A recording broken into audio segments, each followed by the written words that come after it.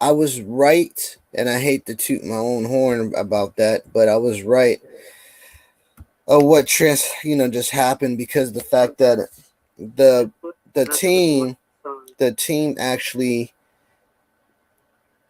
okay, so I'll get that. I'll get to that in a moment. But the stats does not lie, folks. The stats does not lie. Our previous two games, shows where we were and how we progressed, and look what happened. So it's going to carry over into the new season, and it just shows how our organization are lackluster. It doesn't make any sense to me how they not picking up. They probably already knew. You know, Keep in mind these individuals has been in the league for odd many years. They've been offensive coordinator. They've been defensive head coach. They've been the linebacker coach. They know the progression of a team and defense or offense and what it takes to coach a whole entire unit. So if you look at the numbers of each player, of each category, of each position, you're going to know there's a certain amount of percentage of snaps, repetitions, cadence, and plays being called out to you to achieve a certain amount of percentage of a goal to win a game. It just reaffirms what I was saying before. The stats don't lie. Even though it's preseason, again, it matters. Progression matters no matter where you are. Now, to credit the diehard fans of the Commanders, don't get me wrong. I want you to excel too. But the thing that you have to understand is that you look at the team actually has to excel. The wide receivers, they do that. The wide receiver do that. They actually do what they're supposed to do, the routes they run, and what have you. But here's another problem. The defense do not have a pass rush. Neither does the Patriots. But they still try to win a game. Now, luckily, they have a horrible defense themselves, and they admit to it. They have a horrible offensive line. They knew that. And they knew that was going to be a problem going into the game. And what happened? They explained it. They're plugging in whole different other offensive players to fit that narrative. What did we do? The opposite. We said there's nothing to worry. We're going to manage. Just watch and see. Giving the hopefuls who sit there, and let me also say, I'm not calling out the hopefuls. The hopefuls are there for a reason to bolster up, the fan base, because they believe no matter what the Commanders do, they're the home team. We're going to still love it, of course, but you can still question what's being done with the team. There's nothing wrong with that. You're going to still love the team because it's part of your childhood. There's no reason to sit there and not criticize, because even the hopefuls criticize each player when they do things, but they don't blame them, consecutively. All right. So moving on from that. So moving on from that. There are so many things that this team has to fix before game one. And the game one is actually a tall order. The defense has to be on point because Baker Mayfield and the offense is going to be moving on, trying to dissect, trying to take out this young rookie. They're going to be trying to get to break down the offensive line. They're going to try to stop the running game with Eckler and Brian Robinson Jr. They're going to try to double team, Scary Terry, and whoever the second wide receiver is going to be. Luke McCaffrey is going to be in single coverage. They're going to go to dime. They're probably going to nickel, depending on if they're 4-3. There's so many factors that this organization is going to have to try to do to combat this defensive-minded team. Now, Todd Bowles, he was a former Redskin, former commander, defensive-minded individual, and he's actually proven that over the years. This man is going to know how to get to the offensive line. Now, again, John Wick Jr. might have the best pieces, but does he have the scheme to fit everybody in there? Don't get me wrong. Bobby Wagner, again, I got to get used to saying this name because he's a linebacker that's going to have to be the Mike. He's going to have to be the commander to get to every part of the opponent. I don't understand this organization because they're doing the same thing that the previous organization has done. I'm going to have to address it. Ridgeway is now a Saint. Why? Why is he in the NFC South? Why is he even there? Jahan Dotson, why is he in the East? Don't they understand they're feeding? Here, let me, before I go to Jahan again, let me go to Ridgeway. Last year, the Saints wanted Ridgeway. Ron Rivera said no. Close the trade. That's it. He's not going to the South. They go to it again. They put Ridgeway on the trading block, and the Saints like, yes, we wanted him last year. Y'all said no, but that was a new regime. What do you say now? Dan Quinn's like, yeah, no problem. Go, take him. We wish you nothing but the best. You'd had a great year. Sir, what? I say it again, and I'm going to keep saying it. This is who we are. We feed other teams while we go down the tube. I even said that in the presser. There was a presser with Dan Quinn and I believe I was in the chat, right? Frankie Louvu, folks. I said when Jahan got cut, I said, we're not going nowhere. We're going to be 8-9. He liked every bit of conversation I had in the chat. Frankie Louvu, the linebacker. Now, I don't know if he was doing that to prove us wrong or doing that because it was the fan base and he was very committed to liking every bit of us in there. Like Sam Howell. Sam Howell did it on his last year with the Commanders on out. He did the same thing and asked, what would you do? Because he lost the game against the Giants. He threw like 6 interceptions. My thing is that this organization is not here to look at the past. They're here to look at the history of it, but not wondering how to do things or not to do the same things as the previous administration has done. Which brings me back to my point. They don't really care about what the previous organizations have done with players that were good. They ship them off. Bye. Have a great day. Yeah, you did great for us. We're so proud of you. Let's send you to the Giants. Let's send you to Dallas. Let's send you to the Eagles. You're not going to do anything. You're not going to do anything but, excel where you're at. We wish you nothing but the best. Huh? What? The same thing with LeVar Arrington. The same thing with Frank Wycheck. The same thing with Brian Mitchell. He went directly to the Eagles. The same thing with Paul Pierce. Paul Pierce was one of our best linebackers. He went directly to the Giants.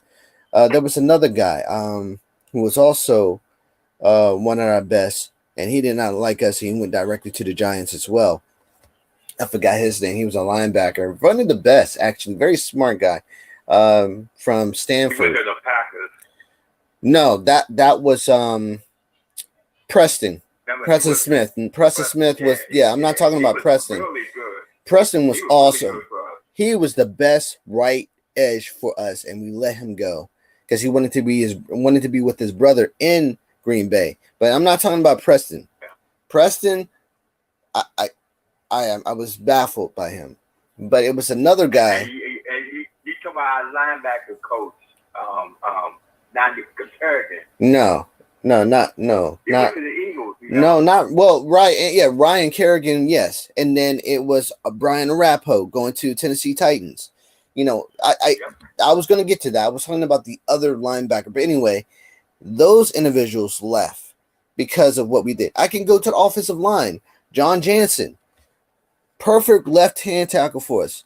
The only thing I can say about John Jansen is he wanted to stay here, but the organization wouldn't pay him because they feel like they wasn't going to shell out that much money for him, and he can go walk. But you see what happened to his foot, though. He had a nasty injury. But that's not the problem. The problem is the culture of sending players off their way to other teams that help them. Yes, the Lions didn't go nowhere. Not what they're supposed to be doing. They're supposed to be building our team. Correct. And that's my point.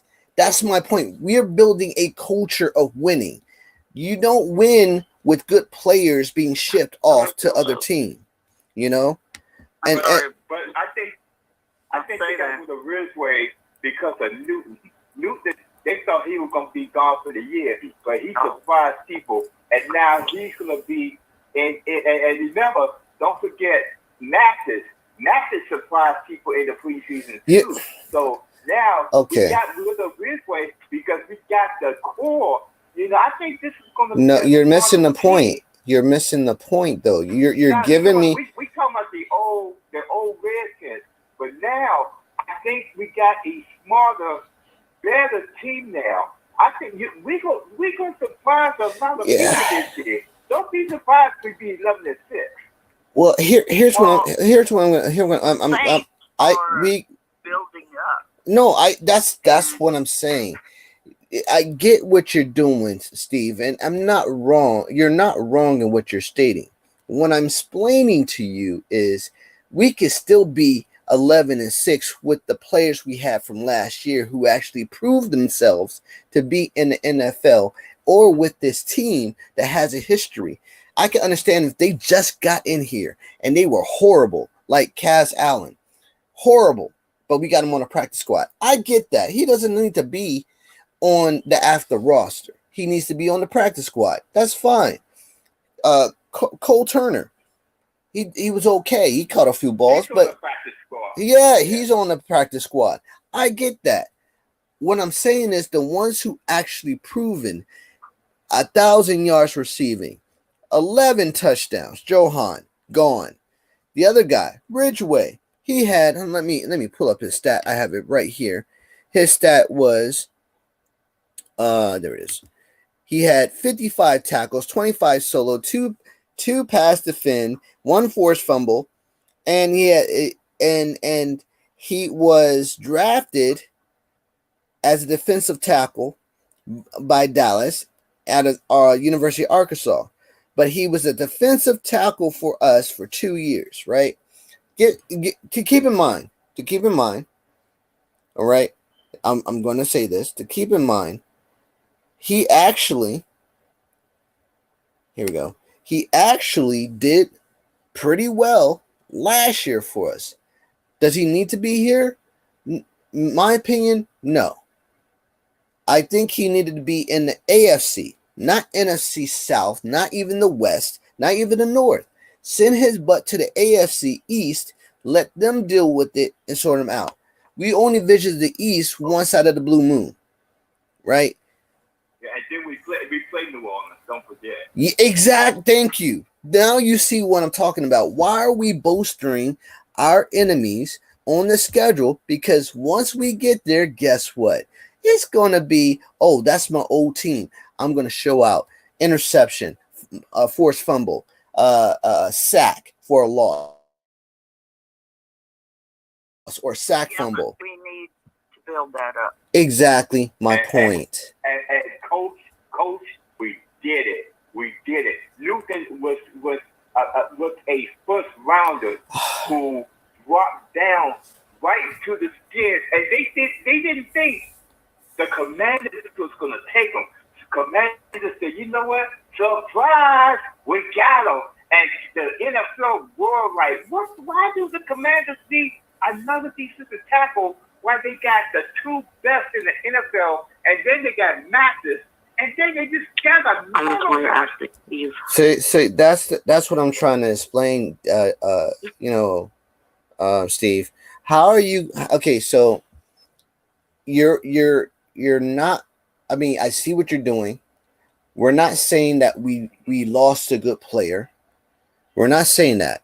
We're not saying that we lost a good player and then we got a better player. We're not saying that. We're saying is a way better player. And then what? But see, that's what I'm saying. You're not. Go ahead. What about Dawson and Ridgeway?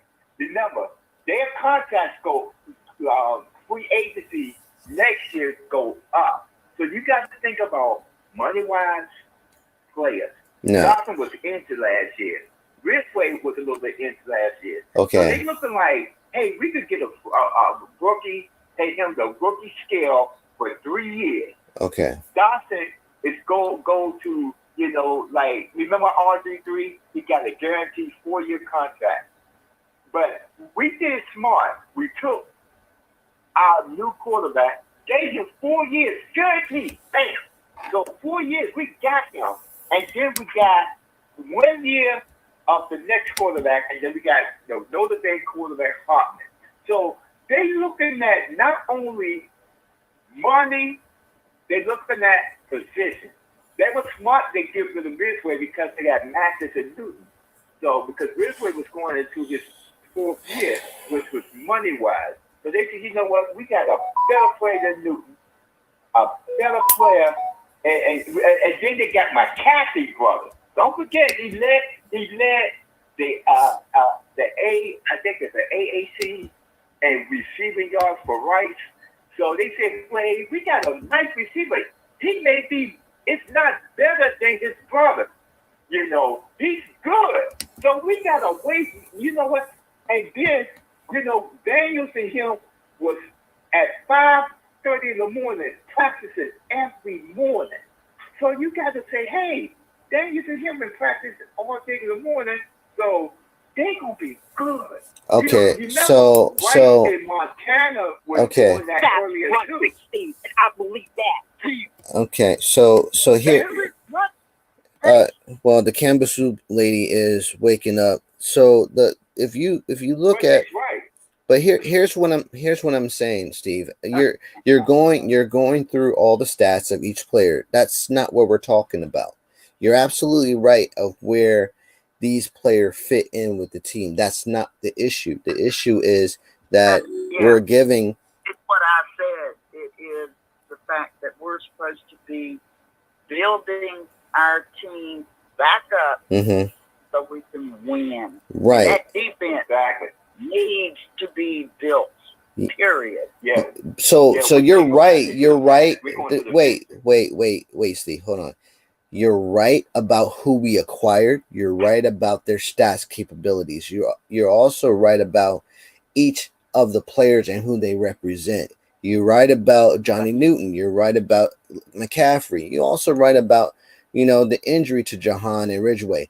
That is far from what is being said. The idea is what Coach said, building up the team. Yes, we got to have players. The fans that they would do this. Yes, and they said that this is a winning season. This is not a rebuilding season. So in the minds of each and every fan who is a Commander fan, They have put the image that this year is not a rebuilding year. This is a year of winning. So when you're thinking of winning, what you're thinking is about who is going to fit on this squad, this active squad, who already is here to contribute. They literally said that Johan was not part of the deal, not of this organization. They like Johan. Johan Dotson was. Yeah, he was literally balling out with the Eagles. Exactly, Coach. In overtime, he lit it up. Not only that.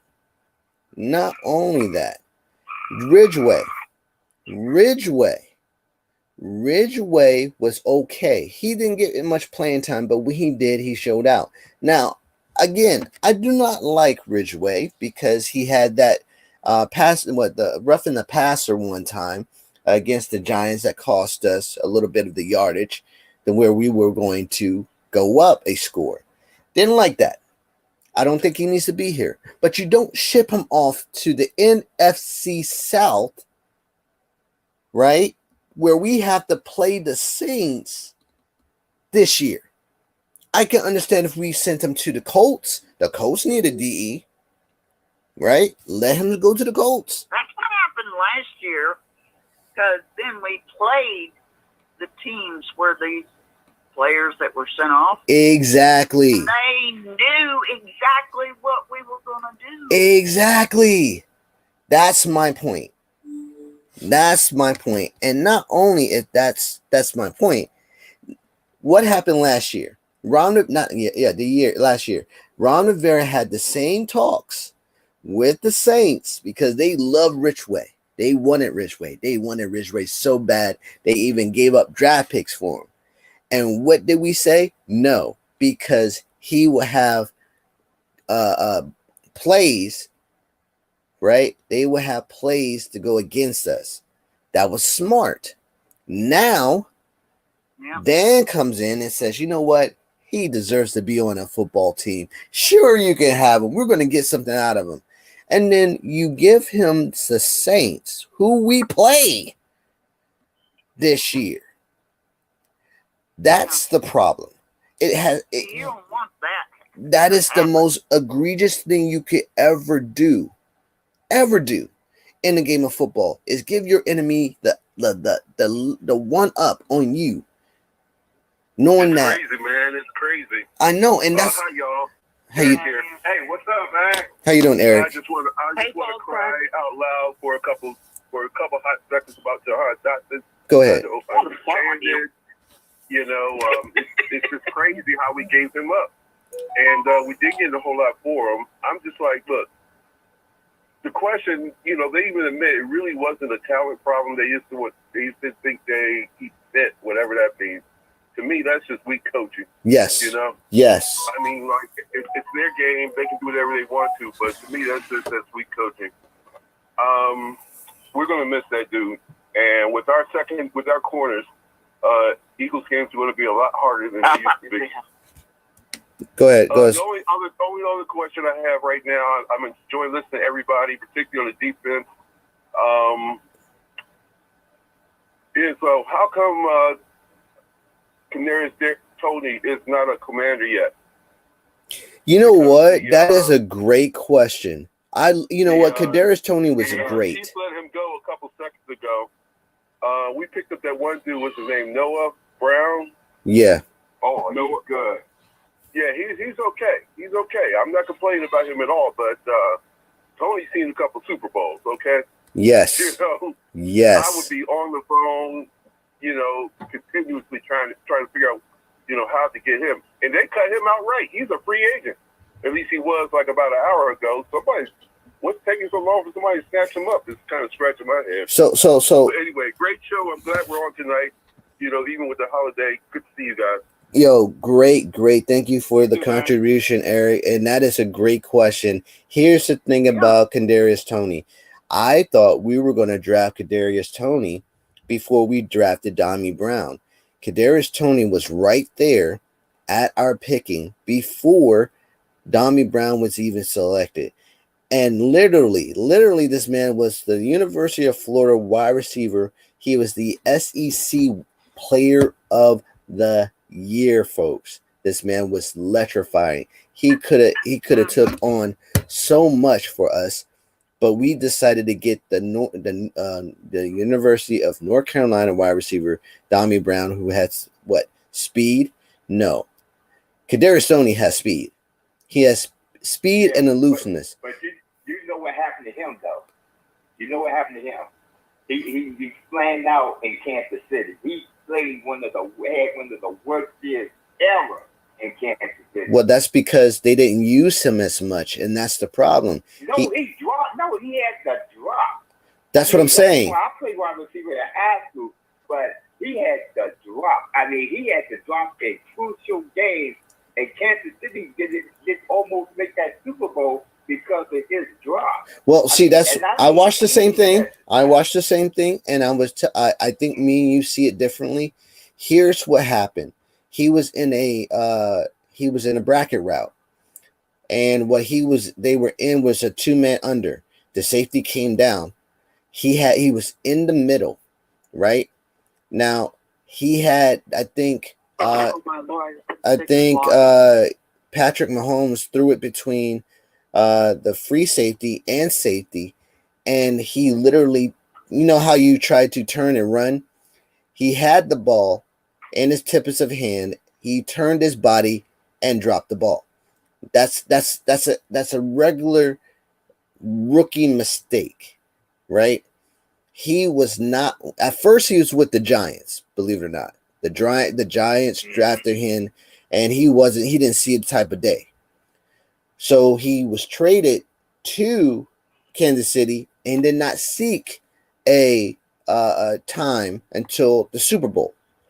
They thought maybe his speed would at least give them a shot down the field and win the game. He dropped the ball because he was never 1,000% in the game with the Chiefs. So that's not on him. Let's be real with it. He was not 100% with them. He wasn't even 100% with the Giants, and the Giants didn't use him that much. They kept using the tight end and every play because they wanted him to be the same thing with the Eagles were. You throw it to the wide receiver, and then what was it? Leslie Shepard.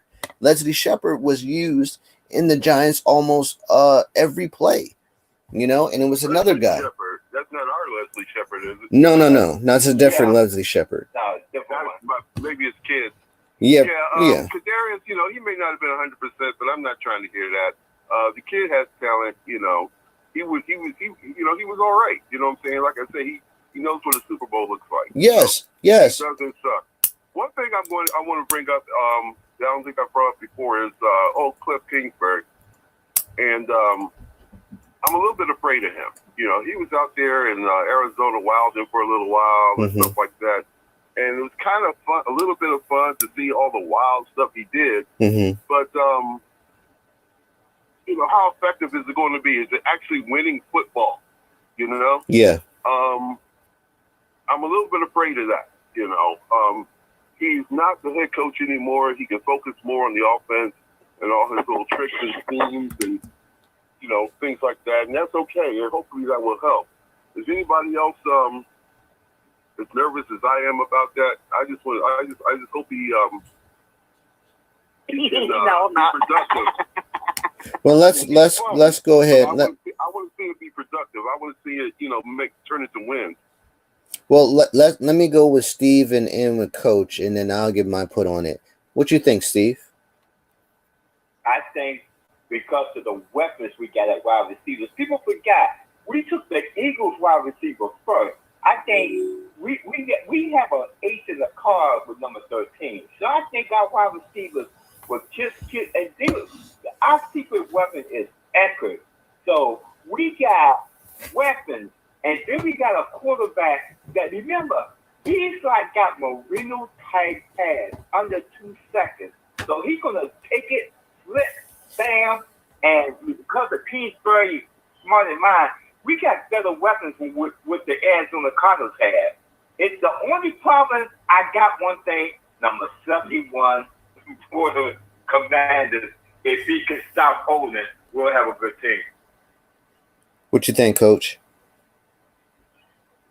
Well, we do have good receivers. And if this guy is going to be with us, he's going to have to be played more.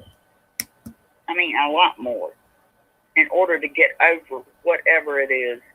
And if he does keep, dropping balls and stuff like that, especially in important games, no. Right. I can't help it. Right. Mm-hmm. So I think he should be played. Right. I think Cliff Kingsbury has something to prove. I think his tenure in Arizona, he would love to have done something totally different, completely different. I think he didn't get the chance because he was shortened by Kyle Murray's injury and ability to run, throw, and understand what Cliff offense was supposed to look like. And plus, not only that, the level of talent that Cliff had in Arizona was not up to tier to what we have here. So this is an upgrade for Cliff. Now, as for the schematics of it, I think we're in a better situation with Cliff because of the level of talent that we have on our squad. I think the players love this type of weaponry that he has created. But in the mind of Cliff is he actually said, which I was dreading too, believe it or not, when he said in his presser that this would not be the Arizona offense, this would not be the previous offense that I worked with in the USC. This would be the offense that is an upgrade. And I kind of believe and take for face value what he said. What I'm skeptical of more than anything, which it proves my point this year, is Dan Quinn.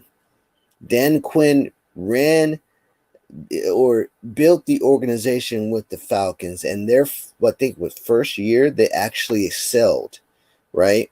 Second year they fell off the edge of the place. They just fell into a turmoil of despair and hopefulness, just seeped out of like air out of a balloon. Are we going to do exactly what the Falcons did? And are we going to be that type of Falcon team? That's what I'm hopeful. I'm hopeful. Well, we got to keep from going in that direction. Yeah, well, see, that's my point, because now Dan Quinn is the head coach of this team, right? And we have the pieces finally, but we're still 2 pieces short on defense, and we're like 1 wide receiver short on offense, and possibly 1 lineman on offensive line.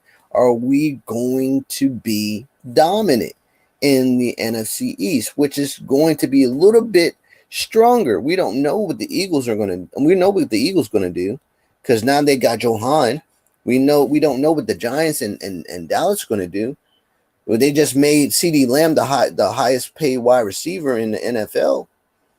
Now we don't know what and now Dak he's asking for a contract, and they're not going to pay him.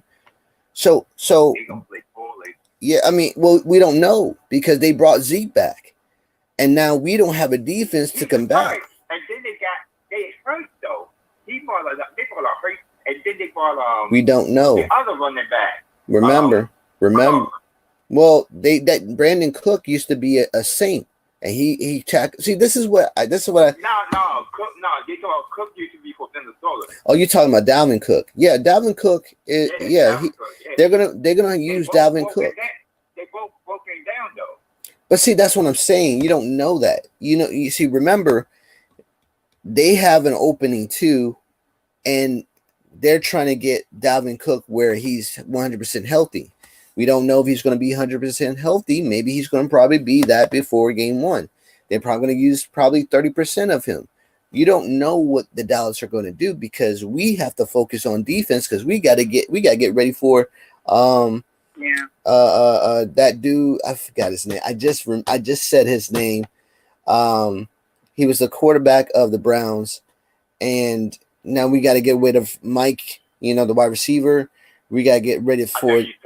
Yeah, I know, you know what I mean. But the defense. And Ellis, yes, exactly. So that Tampa 2 that they run is real good.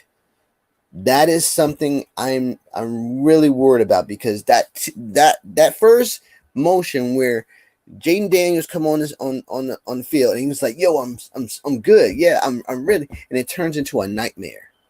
Right? They go into these coverages where it disguises, and he's gonna be like, "Yo, this is where I dread the conference, the post game conference, right? Where we have these post game conference, and you see the rookie going, "Yeah, I should have never threw it there." Okay, then why did you throw it there? Oh, I should have run instead of pass. Why did you run? Teaching moments comes from the organization and the coaches. The coach is supposed to tell you not to do it. You do it anyway. The coaches tell you to do it. You don't do it. So that's not on you, youngster. That is on your coach. And this is where I dread the communication is going to lack. Not from Cliff, but from Dan. And I don't see that. Like there was I think there was an INT thrown with McShirley. And McShirley threw that. Was it McShirley or was it? No, it was Driscoll. And this proves my point. Why do we have Driscoll at number 3? He threw an INT, but yet he ran for at least 15 yards. Yeah, he understands the offense, but he threw an INT in a costly game. We were driving down to the red zone. He threw a pick, giving the ball back to the team to win, to get a touchdown or the field goal. This is my point. This is exactly what I'm saying. Why are we having this conversation when you see it with your own eyes? Yes, he's a great guy. He's a great quarterback. He can scramble. He got a great arm. Can he understand coverages? Why is he throwing it to a wide open defender versus a wide receiver? We got him on the exactly. On the cheap. That's my point. But Jordy would have cost more. Well, that's why we got him on the cheap. Here's what I'm saying. I'm not advocating for McSorley. That's what I'm saying. I'm not advocating for him. I would love to have him though.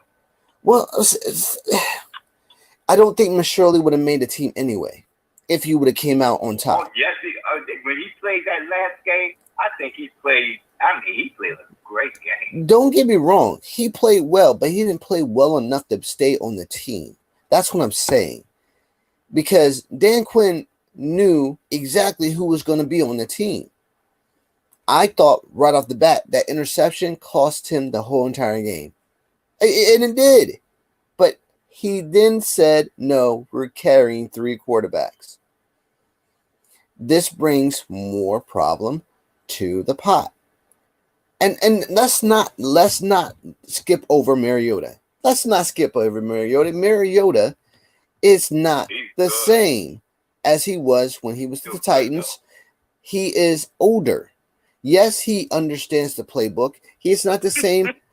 He's not the same as when he was a Raider. Yes, he can understand the playbook. He understands the cadence and the complexity of the playbook. Of course, but can the man run under pressure?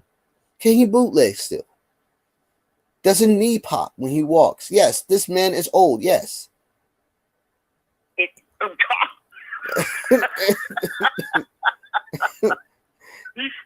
going to teach Daniels the speed of the this game. man is old.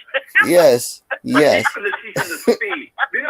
He's a former Heisman Trophy winner too. But the teach run from the others, that's going to be a good thing. He's a former Heisman Trophy too, so he ain't no trouble. Remember when he played for Tennessee, he did pretty good, and then all of a sudden when I think he got hit by the Raiders. I forgot who hit him, but he hit him and knocked his lights out, and then he just got so slow, and then he said, okay, let me just stay at the pocket pass instead of running, just like he got Audrey Reed syndrome, so. You know, RG3. I Okay, think Steve. These references that you just threw out right now, man. That you come on, man. You can't compare Mariota to RG3. Come on, man. He had speed. You remember at Oregon, man, he was just like, I mean, when he won the Heisman Trophy, he was like out for Oregon. I mean, his coach, Chip Kelly, let him do what he wanted to do in that Okay. offense, Okay. So in Oregon, that quarterback. Okay, so college and NFL are two different things. The speed is, different. The concepts are practically almost the same. In this situation, if you look at, okay, I'm gonna try not to spend too much time on this. I'm gonna try to cut off basically the analytical side of it and give some reason, some more conscious reasoning of this. Mariota had two teams it was on, not including this one. He did fairly well in his tenure, like you said, in Tennessee. He was pretty decent. He was three teams. He was with the Raiders and the Falcons. He was actually pretty good. Yeah. In his 10 years there. Keep him. I mean, like, he may not have sucked, but at some point, you've been on three teams in the short time that he's been in, with all the hype that came with him and stuff like that. Mm. I just feel a little disappointed. I hope he turns out well, but I'm just not excited to see him in burgundy and gold. That's just not. I agree with your concern, and that was how I was getting with as well. The things that I seen with Mariota is that he can excel, he can run, he can throw, but he's older now. When he was younger, he was something to fear with, but now he reminds me of Kurt Warner, an older Kurt Warner that's on his way out of the NFL. You understand what I'm saying? I don't see the urgency that I would see from a younger Mariota. I don't see it. I see it in Daniels. I see it in McShirley. Driscoll looked like he was a deer, looking to a headlights. He wasn't comfortable. He is good, he can throw. He can throw. Don't get me wrong. Driscoll can throw. He can run, but he wasn't comfortable. Not because the pocket was breaking down. He wasn't comfortable. When you're comfortable in the pocket, you know what you're going to get. You're going to get that ball, and it's going to make a 30-yard completion. He wasn't comfortable. Not because he was looking at a different player or he was in a new environment with Commander fans. No, he wasn't comfortable. You could tell when a quarterback's comfortable in the pocket, and Daniels is comfortable in the pocket with this team. He's ready. Yeah, he is. Mariota is not comfortable. He doesn't know what's happening.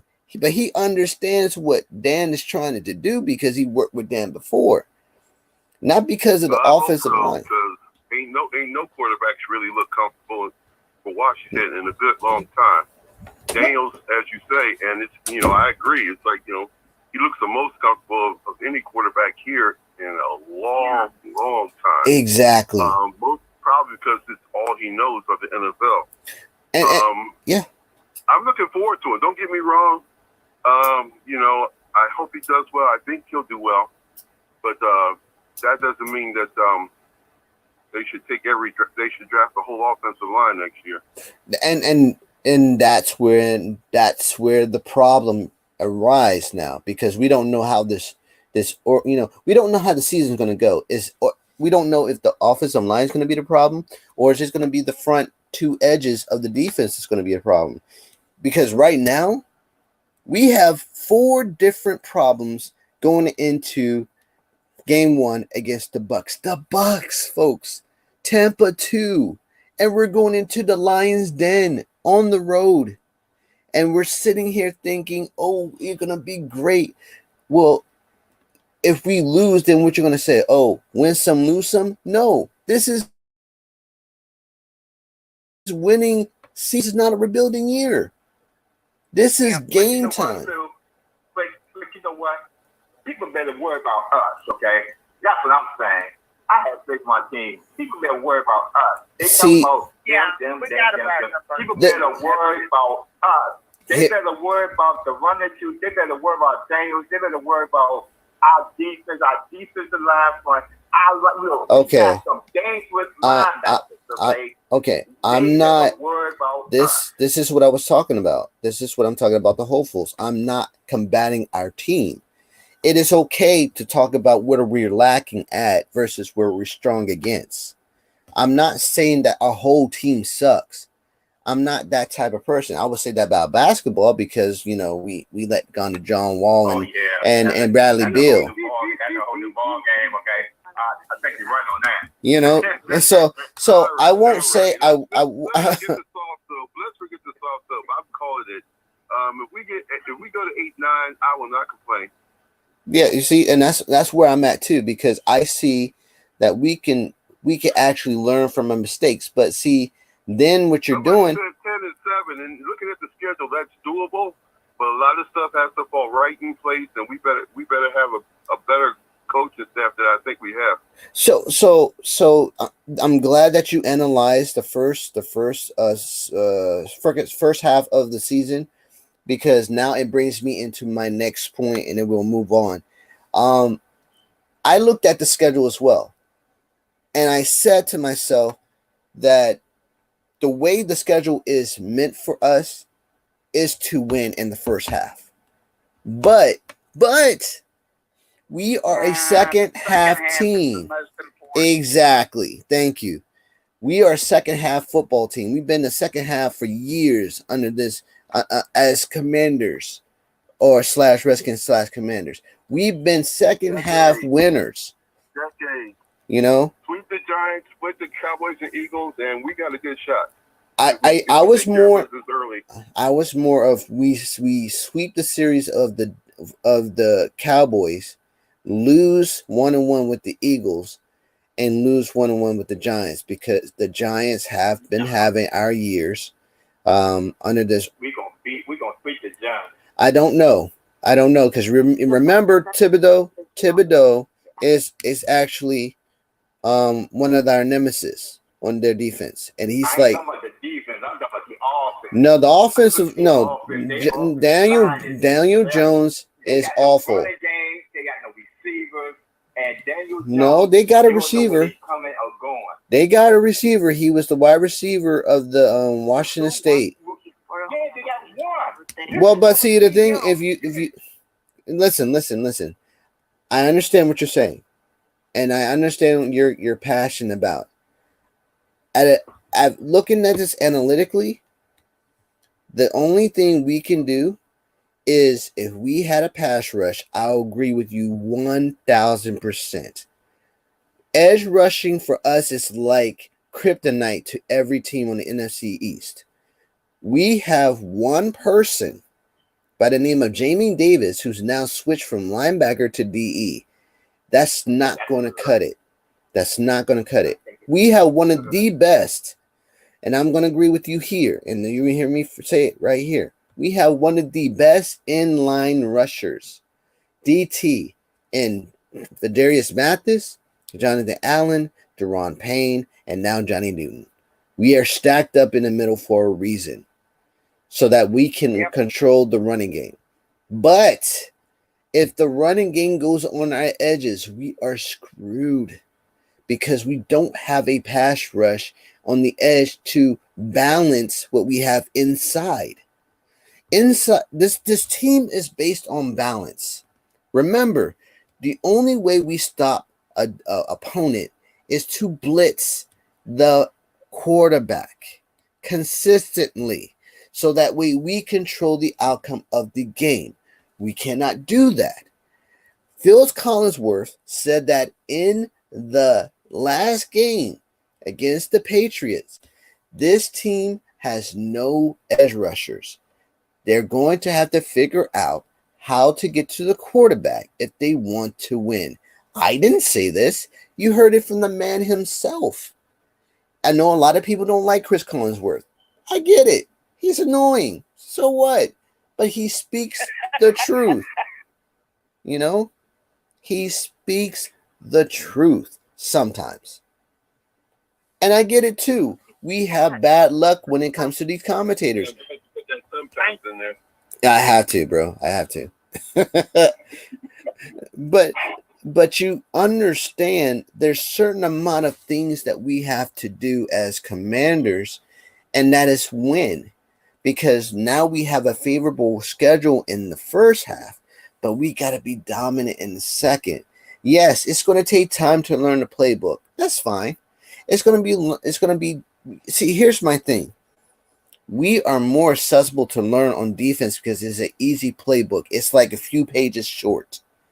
On the offensive line, we have to learn the cadence. We have to learn the position, the wide receiver. We have to know what type of defense the opponent is in. We have to look at the wide receiver motion. We have to make sure everybody's lined up. Everything on offense requires timing. On defense, we just got to know how to disrupt. That is the easiest thing, and we can't disrupt if we're too short. That's my point.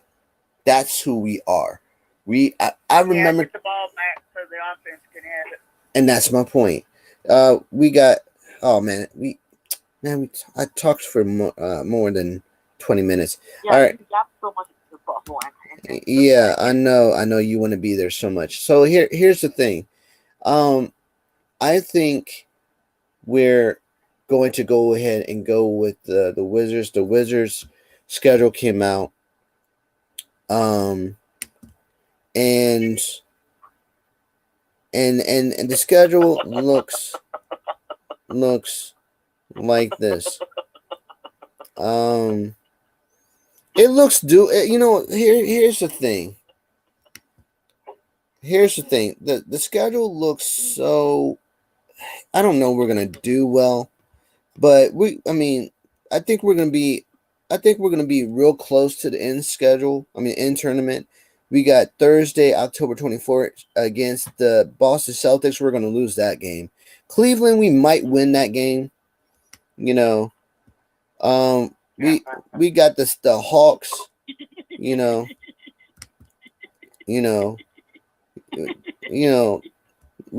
the win 20 games. I'd be happy. I think honestly, to tell you the truth, we're going to win. I think we might be like 30-32. Going to the end tournament, because I think we'll probably be the last seed.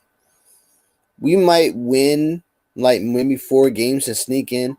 A lot of Wizard fans don't like that, right? They don't want us to be 100%, in the game. They want us to lose so they can build for next season. This is what rebuilding is. Rebuilding for the next 5 or 6 years. And I don't like that, because rebuilding only takes you out for so long. We've been rebuilding since our first, national title under Wes Unseld. We've been rebuilding for so many years. We don't know what rebuilding looks like. But, I believe in this squad. I think we should let Bilal go seek another team, because he really didn't do nothing in the Olympics. The man only scored 2 points. 2 points. And we're supposed to be happy about that? Well, was it Willanamba or something? He scored more points than Bilal. And he's with the he's with the Spurs. And I don't understand that. I really don't. They're like, oh, he's like a project. No, he's not a project. He just wanted to be with the NBA. If we put him in the G League, he would have been really good. That's all I'm saying. Going to the Baltimore Orioles. The Baltimore Orioles had a horrible horrible series with the LA Dodgers, losing the series to them, but they're still within shot of distance of claiming the first of the ALE, excuse me. And they took on the Colorado Rockies, and they won 5-3, which puts them at a half game in search of the first place team. So the game 2 is tonight. So football, NCAA. Maryland Terrapins take on UCONN, and they beat UCONN handily 50-7. Yo, that was beautiful. I still have a little question about the quarterback. I don't know if he could still be the quarterback of, Was it as beautiful as my big log that I took you through it? I don't know. I don't watch things like that.